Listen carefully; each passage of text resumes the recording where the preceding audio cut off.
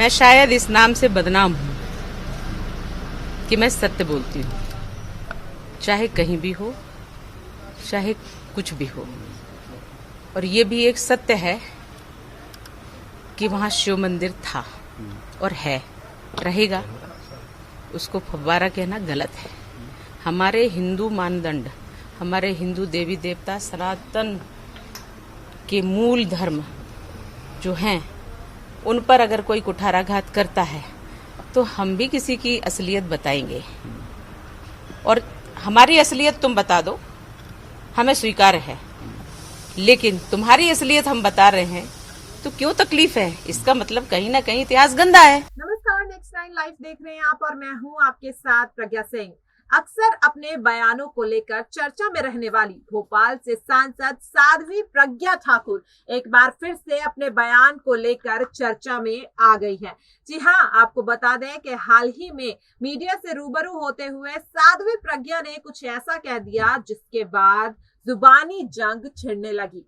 जी हाँ, आपको बता दें, मीडिया से रूबरू होते हुए साध्वी प्रज्ञा ने ज्ञानवापी मस्जिद को लेकर एक बड़ा खुलासा कर दिया है। उन्होंने क्या कुछ कहा है, पहले आप इस वीडियो में देखिए। मैं शायद इस नाम से बदनाम हूं कि मैं सत्य बोलती हूँ, चाहे कहीं भी हो, चाहे कुछ भी हो।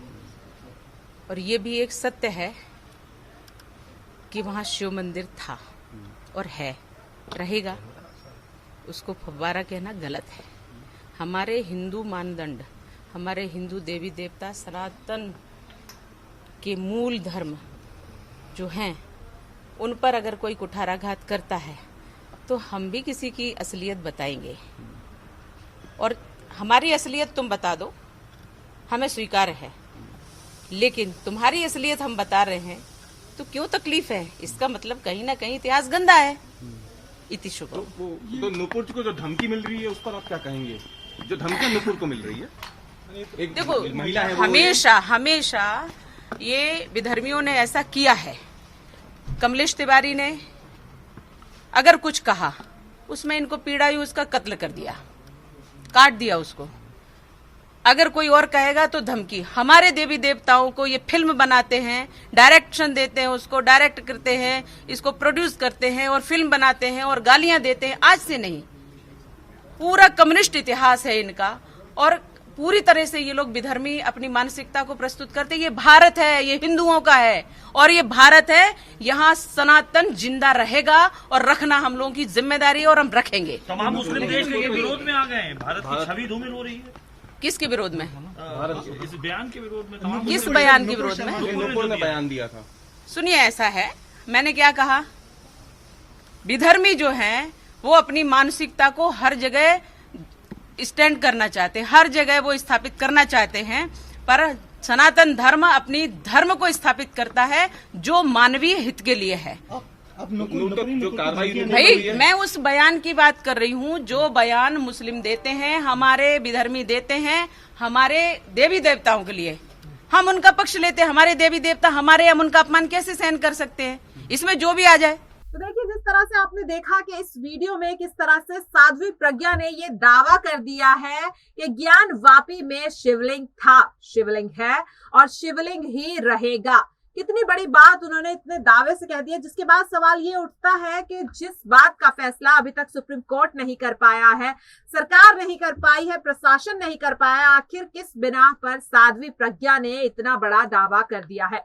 जी हाँ, जिस तरह से निडर होकर साध्वी प्रज्ञा ने कहा कि मैं सच बोलती हूँ, सच बोलूंगी, हमेशा बोलती रहूंगी और मैं सच बोलती हूँ, जाहिर सी बात है, इसीलिए मेरी बात सबको बुरी लगती है। इस तरह से साध्वी प्रज्ञा ने कहा और उन्होंने इस बात का दावा कर दिया। इसके बाद जब उनसे साध्वी प्रज्ञा से जब पैगंबर विवाद को लेकर नुपुर शर्मा, जिन्हें निलंबित कर दिया गया अभी हाल ही में पार्टी से 6 साल के लिए, जब उनको लेकर उनसे सवाल किया गया तो हालांकि उन्होंने साफ तौर पर तो कुछ नहीं कहा, लेकिन उन्होंने ये कहा कि जो सच बोलते हैं उनकी बात अक्सर लोगों को बुरी लग जाती है, जिससे कहीं ना कहीं ये अंदाजा लगाया जा सकता है कि साध्वी प्रज्ञा कहीं ना कहीं नुपुर शर्मा द्वारा दिए गए बयान के समर्थन में बात कर रही या फिर उनका समर्थन कर रही, कहा जा सकता है। देखिए, जिस तरह से पैगंबर विवाद को लेकर नुपुर शर्मा, जिन्हें पार्टी से निलंबित कर दिया गया, लेकिन फिर भी जो ये बवाल पूरा मचा था उनके बयान के बाद वो अभी भी थमने का नाम नहीं ले रहा है। जी हाँ, जिस तरह से बीते शुक्रवार हमने देखा कि कानपुर में किस तरह से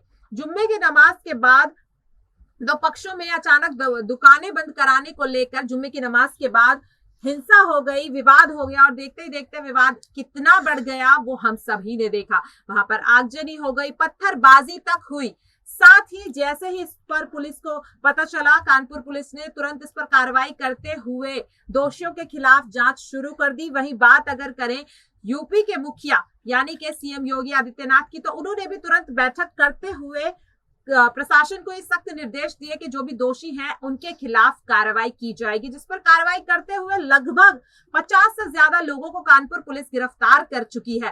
देखिए, इसके बाद सवाल ये उठता है कि आखिरकार जब इतनी सख्ती दिखाई जा रही है सीएम योगी आदित्यनाथ की ओर से, साथ ही कानपुर पुलिस की ओर से, तो फिर आखिर ऐसी क्या वजह है कि लगातार इस तरह की वारदातें हमें देखने को मिल रही है, फिर चाहे वो कानपुर हो या फिर सहारनपुर। अब अगर आपको ताजा मामला बताएं तो वो ये है कि दिल्ली में, जी हाँ, जामा मस्जिद में कुछ लोग नुपुर शर्मा को लेकर प्रदर्शन करते हुए दिखाई दिए हैं, जिसके बाद दिल्ली पुलिस ने मामले में कार्रवाई करते हुए काफी लोगों को गिरफ्तार किया है और लगातार कार्रवाई कर रही है।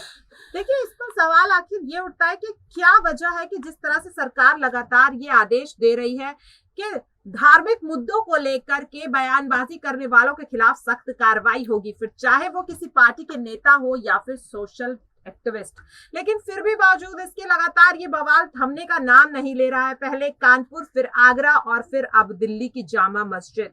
जी हाँ, जिस तरह से ये पूरा बवाल मच रहा है, इस पर सवाल यही उठता है कि आखिर क्या वजह है कि अपनी राजनीति चमकाने के लिए कुछ राजनेता जनता के धार्मिक भावनाओं के साथ गंदा खेल खेल रहे हैं। इस तरह की बात अपने इस वीडियो में साध्वी प्रज्ञा ने भी साफ साफ कही थी।